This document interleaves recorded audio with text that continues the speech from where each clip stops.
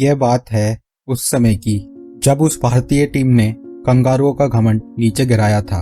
अब भारतीय टीम ने वर्ल्ड कप में कंगारुओं के जीत के मंसूबे को तोड़ा था और ये कंगारू इस हार का बदला लेना चाहते थे, लेकिन भारत के दो युवा खिलाड़ियों ने उनके इस मंसूबे को भी चकनाचूर कर दिया और भारत के लिए एक अनोखा रिकॉर्ड नाम कर दिया। ऑस्ट्रेलियन टीम के अंदर बदले की आग सुलग रही थी। वो भारत से अपनी उस वर्ल्ड कप का हार का बदला लेना चाहते थे और अपने इस मंसूबे के साथ निकल पड़े भारत 7 ओडीआई मैचेस और एक टी20 खेलने के लिए। कंगारुओं ने एक बार फिर पुणे के मैदान में कदम रखा अपने उसी घमंड के साथ और भारत को पहले ओडीआई में 72 रन से करारी शिकस्त दे दी। कंगारुओं का प्लान उनके मुताबिक चल रहा था। भारतीयों को उनके घर में हराने के बाद अब कंगारुओं का घमंड आसमान छू रहा था। भारतीय टीम की मुश्किलें बढ़ रही थीं। वो कप्तान जो हाल ही में अपनी टीम को वर्ल्ड कप का खिताब जिताकर ला रहा था, वही कप्तान अपने घर में उन कंगारुओं से हार गया। लेकिन इस भारतीय टीम में टैलेंट की कोई कमी नहीं थी और उन युवा खिलाड़ियों के भरोसे ये टीम चल पड़ी जयपुर अपने दूसरे मैच के लिए, जहां कंगारू अपने घमंड के साथ इस मैच को जीतने के लिए उतर रहे थे। वहीं वो भारतीय टीम अपना बदला लेने के लिए आ रही थी। 16 अक्टूबर 2013 जयपुर का सवाई मानसिंह स्टेडियम। हजारों भारतीय दर्शकों को उम्मीदें थी कि भारतीय टीम इस मैच में जरूर कमबैक करेगी, लेकिन कंगारू कहां हार मानने को तैयार थे। टॉस का समय होता है और ऑस्ट्रेलिया टॉस जीतकर पहले बल्लेबाजी करने का फैसला करती है। ऑस्ट्रेलिया के सलामी बल्लेबाज फिलिप ह्यूज और एरॉन फिंच मैदान पर उतर रहे थे बड़ा टोटल करने के लिए। ऑस्ट्रेलियन टीम की शुरुआत अच्छी होती है। ह्यूज और फिंच के बीच एक अर्धशतकीय साझेदारी होती है, लेकिन 16वें ओवर की दूसरी गेंद पर सुरेश रैना के कमाल के रनआउट के चलते एरॉन फिंच को ये मैदान छोड़ के जाना पड़ा। लेकिन कंगारुओं को इस विकेट का ज्यादा फर्क नहीं पड़ा और उन्होंने अपनी उसी गति से खेलने का तरीका अपनाया। ऑस्ट्रेलिया अपना दूसरा विकेट 32वें ओवर में गंवा चुकी थी और उनका स्कोर 182 रनों का हो चुका था।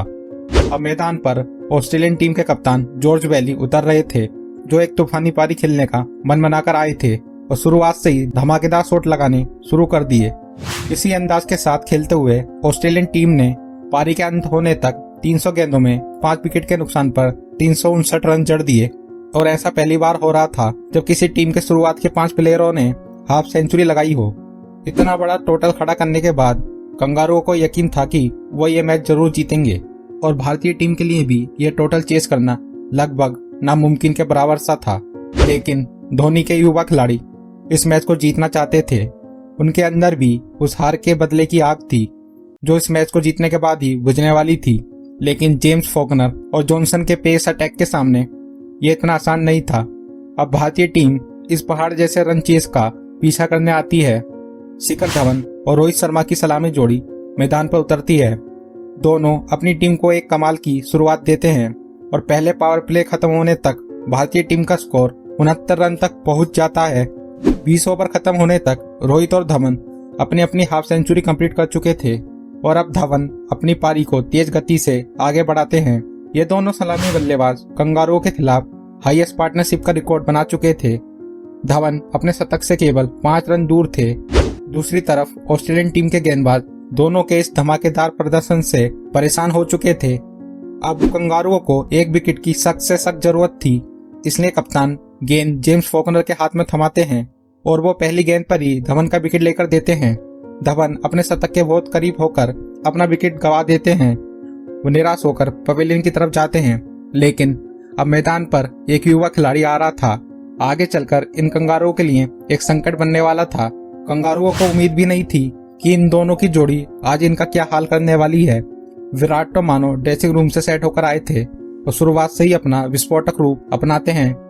दोनों खिलाड़ी ऑस्ट्रेलियन गेंदबाजों पर बिल्कुल भी रहम नहीं कर रहे थे। विराट अपनी हाफ सेंचुरी मात्र 26 गेंदों में ही पूरी कर लेते हैं।